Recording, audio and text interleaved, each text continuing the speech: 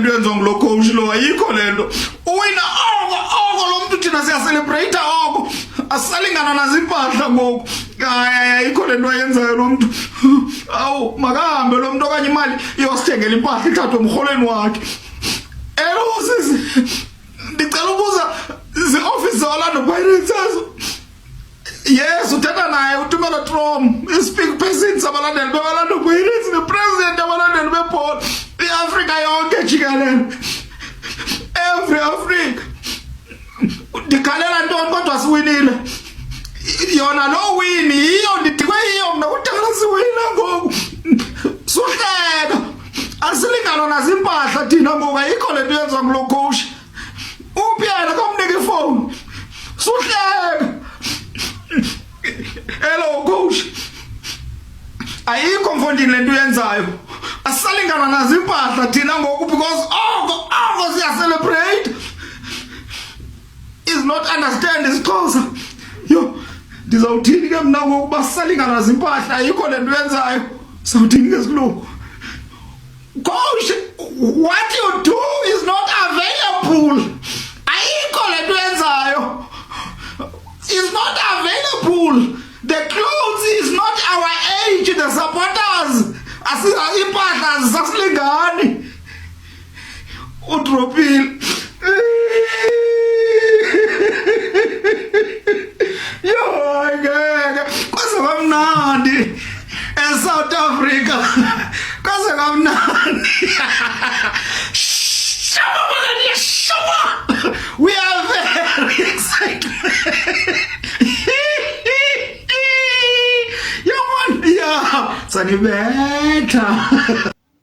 Alright bafethu iOrlando Pirates isivele yenza lokho edume ngako lapha esigodini yavele yavulela induku ayikho into emangazayo ngalento ezikela into ebesivele silindele even though we knew it was not going to be an easy game for the Pirates because of the previous game yaseligini where they won 1-0 foot nakhona. It was a very difficult game, so we knew ukuthi Siwelele was not going to be an easy task, but we were rooting for the Pirates to go through. I mean, if you were not ubulimaza nje umphefumulo by hate watching, because come on, Siwelele besingeke try Pirates. But ke great game. Naye kodwa into yokuqala engizofuna ukuyi-address u-evidence ayikhona. U-evidence ucishe wamosha umcimbi kube kusale kancane evidence cishe wathela inhlabathi epolishini u-evidence angi-understand ukuthi why i-penalty ibingashawa mhlambe umunye umuntu okungeyena u-evidence because i-Pirates was supposed to kill the game lapha nge-first half through that penalty babe comfortable badlala ibhola labo and nesiwelele bese ba under pressure but ke ngenxa yesenzo sa evidence i-Pirates was under pressure till the last minute umbokaza akorigoli bad stuff from Makgopa. Secondly ngifuna uku-addressa i-concern yami ngumfukeng umfana omnandi umfana sonke siyamazi ukuthi umnandi but angazi noma ngithi kule game le he lacked confidence yazi umfukeng bafethu kunethuba alitholile ekufanele ngabe ushaya inet lapha Umfukeng esimaziyo lo wakudala. I'm talking about last season Umfukeng. He would have taken a shot like boxing 18-yard area ashaya net, but for some reason kule game le akwazanga ukwenza lokho. I think he needs to improve on that. Buyise le confidence adomfana esimaziyo, even though umfana sazi ukuthi umnandi uphekiwe yonke, but kuzofanele kubuye le confidence yangithola, so that iPirates izokwazi ukubenefit off of his great work, because umfana umnandi ayikho into mangabe umnandi and he's one of those people who are good at what they do, but the confidence kumele ibuye, lesa spirit kumele sibuye, adle net ayekele lokuphasa into engekho, adle net yokuphente sifunayo. Lastly, great decision by ucoach Owadu by substituting uSihle Nduli afake uMariko. Sihle Nduli bengenzi kahle first half, even though he was not completely bad. Sabe sinamanga, but bengenzi bengadlali njengalo Sihle Nduli ebesimazi. But bringing in uMariko did so well by stabilizing midfield the Pirates, because Pirates needed someone who was going to ngathini abe rough lapha eswini, because abo Muralo, they were really fighting lapha eswini. Abo Mahamani, those guys bebelwa ngendlela esimangaliso, so they needed a player who was going to match that aggression. Hence why the substitution kaNduli in for Ulo. The substitution kaNduli aphume kuzongena uMariko was a necessity, and emva kokuthi kwenzeke lokho uNemtanjera was able to play because uMariko was destabilizing, playing as a 6, of which I didn't know he could do, but it turns out uMariko umnandi futhi nakhona good 6. So a great win from Orlando Pirates, great goal from Mbogazi, great man of Mbogazi is not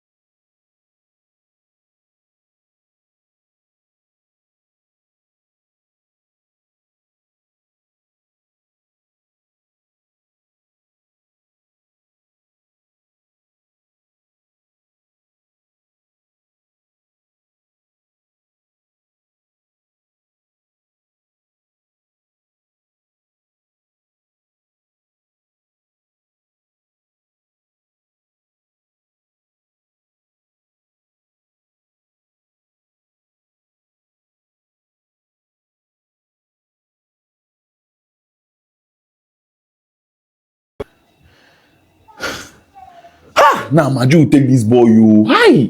Now Maju take this boy. Hi. Ukuphinda ngizwe umuntu eqhathanisa uTLB noMakhatsi. Yeba personal ngayo la ngiyantshela. Angeke. Welcome to Orlando Pirates. Welcome. Shuthi manje uSayid upheka uMbokazi.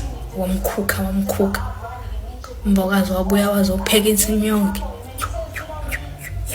Waze esigodini uzofica idefend elivimba abantu ukuthi bangakori liqede liyokora lona. Ayabona nje bafethu. Munqene ukuthi clean sheet ovela it Orlando Pirates. So sheshe sikuthola ukuthi uthini. Hayike yabo. Ayabo iswalele. Sidlala le game le frustrator nayo. Yabona nje bafethu. Mari kungene kwi game emfanele nayo vele udlala rough. Mahopa mfethu. Mahopa vele wangiqeda umoya plus vele bengisahluthukile nje mfethu. Bengisabanga ukuthi umfethu ubafo la ubefuna ukubuka irugby, mina ngifuna ukubuka iPirates nangu noma Hopa nayo uzongenzela but njoba behluleka ukusivimba first round ngithi nje bese into enhle yanconya mina namhlanje angizili kuzozonda ngizokhuluma nje iqiniso vele enhlale ngithola ama team agulayo ayikho into esingayenza ngalokho, so it's fine, but ngizokusho lokho. What a goal by Mbogazi. What a goal. Angeke nje akukho kunye engakusho ngaphandle ukuthi what a goal. Bafethu mina as a Chiefs fan, I'm a fan of Mbogazi. At his age, lento ayenzayo mfethu ayingeke. It's unreal. Mina ngiya recognize talent when I see Mbogazi should be playing in Europe already. Le ntwana besides the goal, decision making yayo kule age ekuyona.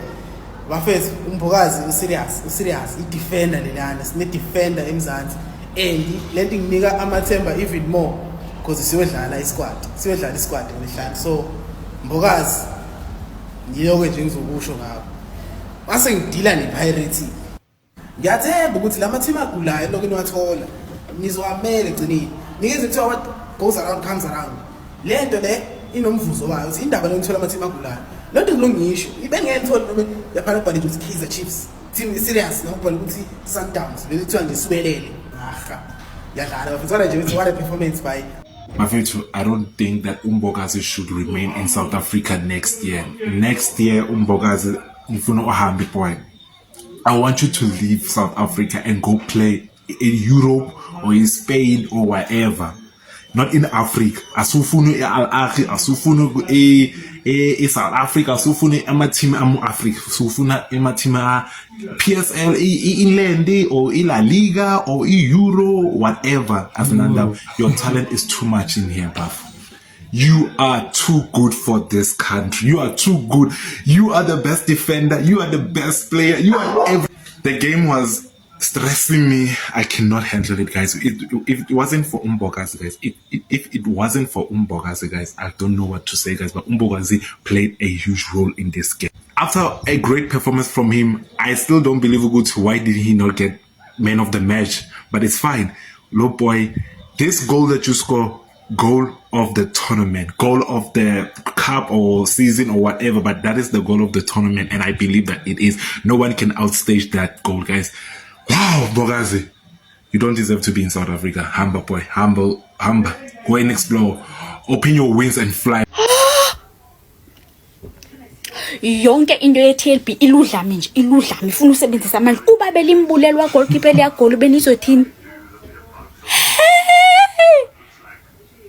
Goleli nje. Hayi bafethu, uyabona mongumlandeli webhola, uthanda ibhola nje ungathi ulandela i-team yakho. Hayi, okwazi ukuyiziba indaba yabadlali beOrlando Pirates indlela abazinikela ngayo mabedlala. Awukwazi ugcina usuzikhohlwa noma ungusiduma ngabanye kungene igoli na ngivese niqhwetha ngabantu ukuthi kahle kahle wena ungusiduma ngabanye asiwabuya umqondo ukuthi afethu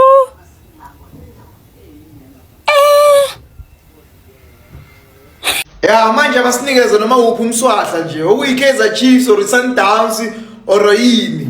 Thina phela sub next manje. We are the best team in Africa right now. We are ready for any team ebasinikeza yona manje. Silindile ama team amancane adlale. I'm a fan of ball. Okay, that's it for the video namhlanje bafethu. Thank you for watching. My own input lento le ukuthi igame namhlanje bra was stressing me out, especially in the second half, bro. I was so stressed out because first half bro was supposed to like score 4-5 goals. Yeah, we won penalty, but we were creating chances. We were all over Iswelele, bro. We were supposed to score like 3 or 4 goals, bro. We didn't. As much as simthanda uMakgopa, bro. But namhlanje mfethu, okay, angikhulumeli penalty vele ungayimisa. Angikhulumeli penalty. But nje overall game yakhe, Makgopa, bro, I don't want to see Makgopa crossing the ball. Angifuni ukubona uMakgopa ecrossa ibhola because ucrossela bani ibhola ukuthi we strike Makgopa, bra. Makgopa sometimes frustrates and sometimes as manje I just feel like kumele sinikeze uMbuthuma ithuba because uMakgopa is tried and tested, is yamazi, and we can't rely on Makgopa ukuthi asitholela amagoli. Umuntu esirely ukuthi asitholela amagoli uMabaza, but naye sometimes makangena it's like mfethu wenzani. But sometimes I'm a striker phakathi frustrated, but i-team ithi idlala kahle ama striker asidlise. Young frustrated already, but uMakgopa namhlanje mfethu. uMakgopa mfethu. Hayi man. Iningathi ngikhomela ipenalty. Angifani angidona umlandeli weChiefs mina ngizokwatela ukuthi iplayer limisi ipenalty. It happens. But overall game yakho uMakgopa, I was even telling uMbutami ukuthi uMakgopa akaphume. uMakgopa akaphume. Makgopa mfethu. And I like the guy, but sometimes mfethu I feel like Makgopa is like wow, he's playing but sometimes I'm feeling ngisho ukuthi man, Makgopa ndosi mfethu. Man, awusiphathe kahle. Udlalisa kumdlali mfethu oholayo man onemali mfethu. Hayibo. And secondly, uRilo uphume nge-stretch bafethu. That was not a good sight. I was not happy with that, and I just hope ukuthi umntwana akalimalanga is not injury ezomkhipha for a long time because we need really, bro. Bonke abathi uRilo wile warawara. Yeah, we need really etimini, bro. Angifuni ukuthi uRilo i-heartbeat ye-Pirates, but yo, mangothi akweni heartbeat ukuthi i-brain ye-Pirates, but angazi, but we need really etimini, bro. Ukuthi i-heartbeat or i-brain, we don't know. Without yena as function, you can't tell me otherwise. You can't tell me otherwise, bro.